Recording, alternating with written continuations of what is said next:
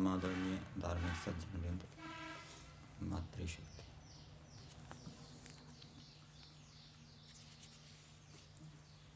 यजुर्वेद का 32वां अध्याय महर्षि दयानंद कृत वेद भाष्य के आधार पर हम विचार कर रहे हैं। आज मंत्र संख्या 6 का स्वाध्याय किया गया। कल हमने 5वें मंत्र के ऊपर विचार किया था और उसमें ईश्वर के विषय में कुछ बातें बताई थी। ईश्वर अनादि है, अनादि है तो अनंत भी है, और स्वरूप से अनादि है ईश्वर, परवाह से अनादि नहीं है। ईश्वर के गुण कर्म स्वभावों का भी कोई आदि और अंत नहीं है, और ईश्वर काल की दृष्टि से भी ना ईश्वर का कोई आदि है ना अंत है। ऐसा ईश्वर संपूर्ण सृष्टि के पदार्थों के अंदर व्याप्त हो रहा है, और जितने भी सृष्टि के अंदर जड़ चेतन पदार्थ हैं वो ईश्वर की प्रजाएं हैं, और ईश्वर उनके साथ रमण कर रहा है, अर्थात उनके अंदर व्याप्त होता हुआ अंतर्यामी रूप से स्थित है, अंदर बैठा हुआ नियमन कर रहा है, जिस कारण से उन पदार्थों का अस्तित्व है, उन पदार्थों की विशेषताएं विद्यमान हैं। और ईश्वर 3 ज्योतियों को बनाने वाला है। 3 ज्योतियाँ बताई थी, विद्युत, सूर्य और चंद्र। और ईश्वर को षोडशी कहा था। ये सारा जगत 16 कलाओं के बीच में स्थित है। 16 कलाओं का वर्णन या भावार्थ में किया है, प्राण, श्रद्धा, आकाश आदि। इन सभी 16 कलाओं को बनाने वाला, इनकी पालना करने वाला परमेश्वर है। और ये 16 कलाएं अथवा 16 कलाओं से युक्त जो जगत है वो परमेश्वर में स्थित है, इसलिए परमेश्वर को षोडशी कहते हैं। और आर्यभि विनय में षोडशी का अर्थ ये किया है, और साथ साथ ये भी लिखा है कि ईश्वर में अनंत कलाएं हैं। ये जगत 16 कलाओं के अंदर विद्यमान है और ईश्वर में अनंत कलाएं हैं। तो वहाँ अनंत कलाओं से हमें सामर्थ्य लेना चाहिए, योग्यताएं लेनी चाहिए। अनंत सामर्थ्य वाला परमेश्वर है। आज का मंत्र है, येन द्यौरुग्रा पृथ्वी च दृढ़ा, येन स्वहस्तभितं येन नाकः, यो अंतरिक्षे रजसो विमानः, कस्मै देवाय हविषा विधेम। हम प्रतिदिन सूर्य, पृथ्वी आदि को देखते हैं, पर देखने के साथ साथ विचार भी करना चाहिए कि ये सूर्य, पृथ्वी आदि किसने बनाए हैं, किसकी रचना है, इनका स्वामी कौन है।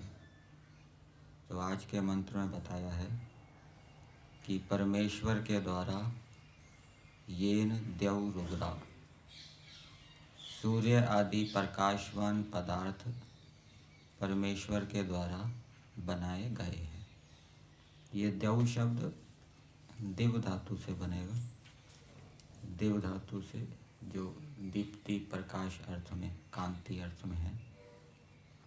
और वो सूर्य का प्रकाश कैसा है? तीव्र तेज वाला है, अत्यंत तेज है। सूर्य को पृथ्वी से लगभग 15 करोड़ किलोमीटर दूर बताया जाता है। और सूर्य का प्रकाश पृथ्वी में आने पर 8 मिनट का समय बताया जाता है। और गर्मी में, ग्रीष्म ऋतु में तो बहुत तेज़ होता है सूर्य का प्रकाश। 15 करोड़ किलोमीटर दूर होने पर भी इतना तेज़ प्रकाश यहाँ पर आता है, तो उससे हम अनुमान लगा सकते हैं कि सूर्य के अंदर कितनी उष्णता होगी। और ऐसा भी बताया जाता है कि इस आकाश गंगा के अंदर हमारा सूर्य तो सबसे छोटा है, बाकी जितने भी सूर्य हैं वो हमारे सूर्य से बड़े हैं। और इस हमारी आकाश गंगा में 10 अरब सूर्य खोज लिए गए हैं, ऐसा वर्णन आता है। और ऐसी कितनी आकाश गंगाएं हैं, हम उसकी गणना नहीं कर सकते। तो ऐसे तीव्र तेज वाले पदार्थों को ईश्वर बनाने वाला है।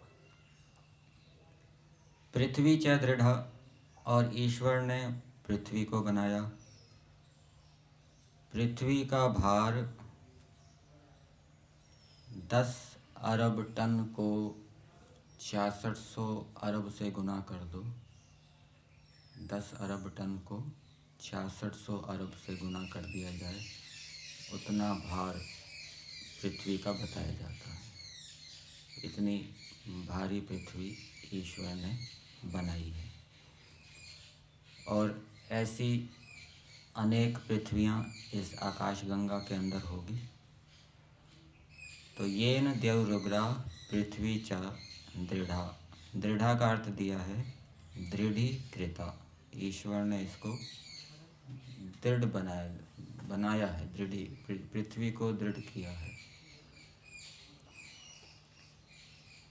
सूर्य दृढ़ है या केवल गैस का गोला है? ठोस भी है। उसमें ठोस पदार्थ है कि नहीं है? अंदर की ओर ठोस पदार्थ भी बताए जाते हैं उसमें। तो उसको भी दृढ़ किया है और पृथ्वी को भी ईश्वर ने दृढ़ किया है। येन स्वः स्तभितम्, फिर अगली बात बता रहे हैं, जिस परमेश्वर ने स्वः सुख को धारण किया है। सुख अनेक प्रकार के बताए जाते हैं और सबसे उत्तम सुख ईश्वर का है। ईश्वर अपने सुख को धारण करता है, अपने आनंद को धारण करता है। आनंद ईश्वर का गुण है और गुणी ईश्वर है। गुण गुणी के आश्रित रहता है। और संसार के अंदर भी जितने पदार्थ हैं वो स्थायी सुख तभी देते हैं जब व्यक्ति विद्या से युक्त होता है, उन पदार्थों की विद्या से युक्त होता है, तब वो सांसारिक पदार्थ मनुष्यों को स्थायी सुख देते हैं। यदि जिन पदार्थों का हम उपयोग कर रहे हैं उनसे संबंधित हमारे पास विद्या नहीं है, तो हम उन पदार्थों से सुख प्राप्त नहीं कर सकते। और वो विद्या भी कहाँ से आती है? परमेश्वर से। शाब्दिक ज्ञान तो शास्त्रों में है, पुस्तकों में है, लेकिन उसके ऊपर चिंतन मनन करके जो वास्तविक ज्ञान प्राप्त होता है वो उसी को प्राप्त होता है जो जितेंद्रिय होकर ईश्वर की आज्ञा का पालन करते हुए उस ज्ञान को समझने का प्रयास करता है, फिर वो स्थायी सुख प्राप्त करता है। धर्म आचरण से भी जो सुख मिलता है वो भी ईश्वर की ओर से मिलता है। और विवेक वैराग्य की प्राप्ति जो होती है वो भी ईश्वर की कृपा से होती है, उसमें भी सुख होता है। समाधि का भी सुख होता है, वो भी ईश्वर की कृपा से प्राप्त होती है। तो इन सभी सुखों को ईश्वर धारण करने वाला है, उत्पन्न करने वाला है, देने वाला है। विद्या के विषय में श्लोक आता है व्यवहार भानु के अंदर, न विद्या विना सौख्यम नराणाम जायते ध्रुवम अतो धर्मार्थ मोक्षेभ्यो विद्याभ्यासम समाचर। संसार का स्थायी सुख अथवा मोक्ष का सुख वो बिना विद्या के प्राप्त नहीं हो सकता। और वो विद्या ईश्वर से हमें मिलती है। फिर आगे बताया येन नाकः, जिस परमेश्वर के द्वारा मोक्ष को धारण किया गया है। मोक्ष ईश्वर के अधीन है। यजुर्वेद के 31वें अध्याय में दूसरे मंत्र में आता है अमृतत्वस्य ईशानः।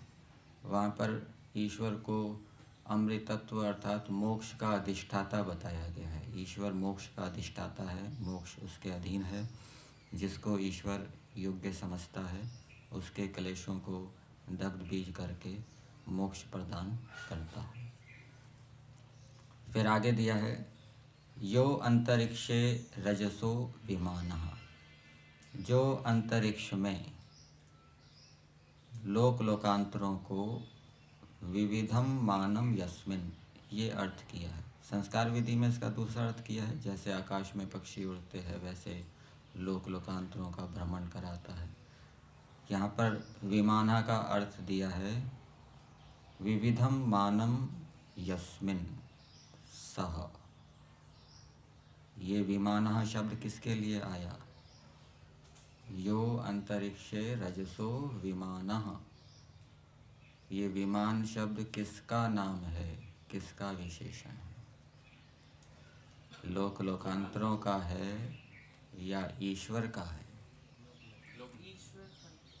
ईश्वर का दिया है यहाँ। विविधम मानम यस्मिन, जिसके अंदर, जिसमें विविध मान है, विविध माप हैं, अर्थात जिसने भिन्न भिन्न लोक लोकांतरों के भिन्न भिन्न परिमाणों को निश्चित किया है। पृथ्वी का अलग परिमाण है, चंद्रमा उससे छोटा है, सूर्य पृथ्वी से बड़ा है। कितना बड़ा है? 13 लाख गुना बड़ा सूर्य पृथ्वी से बताया जाता है। तो ये परिमाण निश्चित ईश्वर ने किया है। यदि ऐसा वैज्ञानिक लोग बताते हैं कि यदि पृथ्वी का व्यास चंद्रमा जितना हो जाए तो उसकी गुरुत्वाकर्षण शक्ति बहुत कम हो जाएगी, फिर वायु स्थिर नहीं रहेगी, जलीय तत्व भी उड़ जाएगा, जीवन संभव नहीं होगा, टेम्परेचर बहुत अधिक बढ़ जाएगा।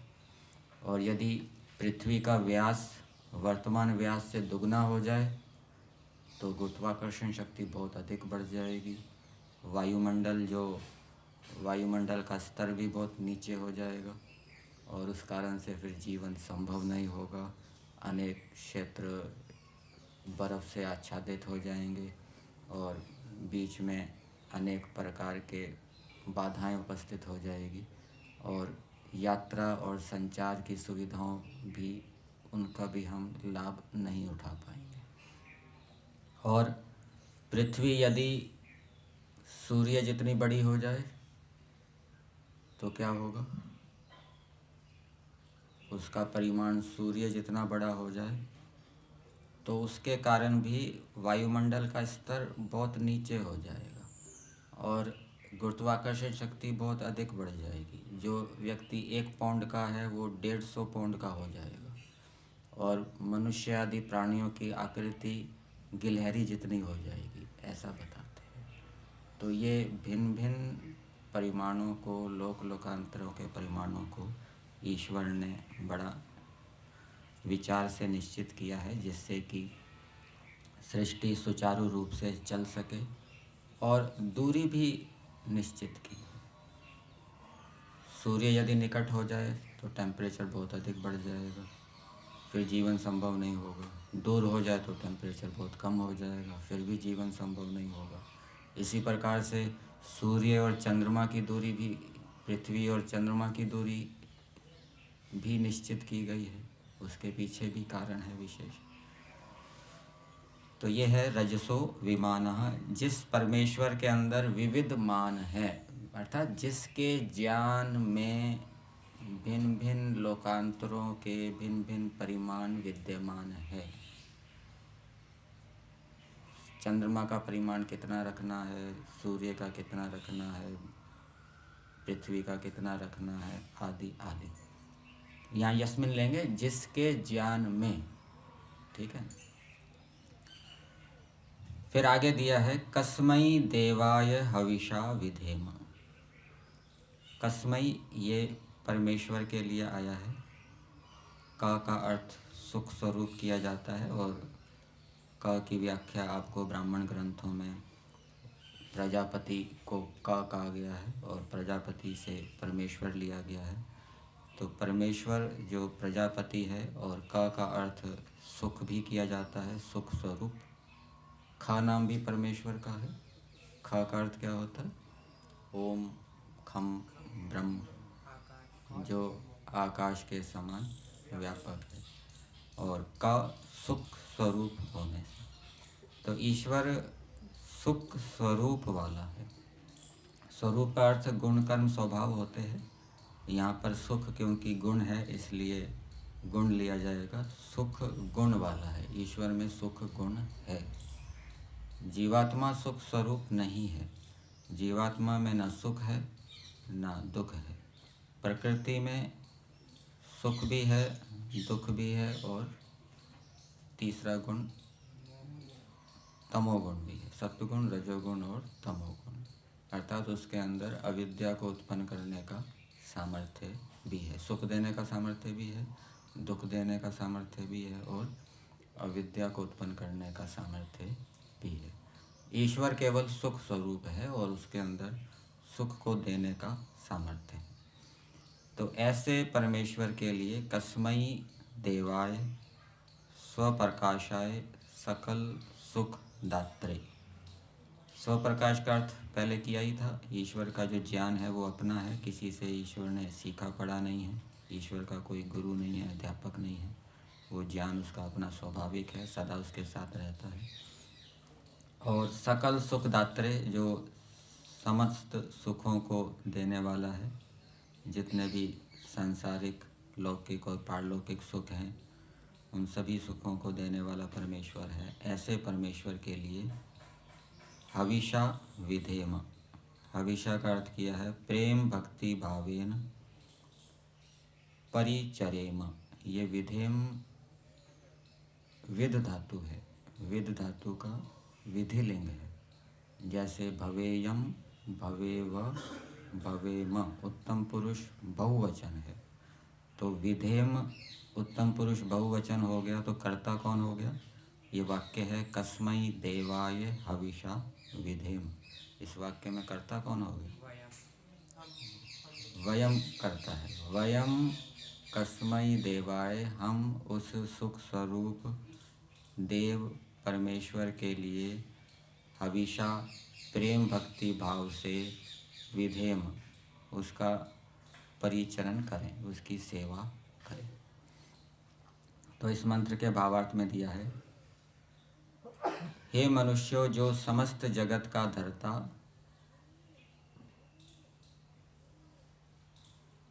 सब सुखों का दाता।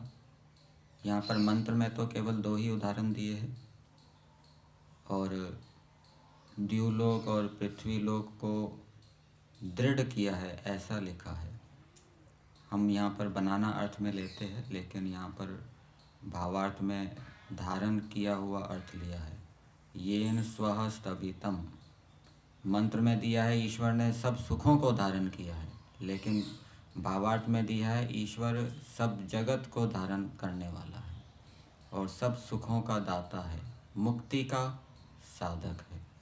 साधक का अर्थ मुक्ति को सिद्ध, मुक्ति को सिद्ध करने वाला है या कराने वाला है। साधक,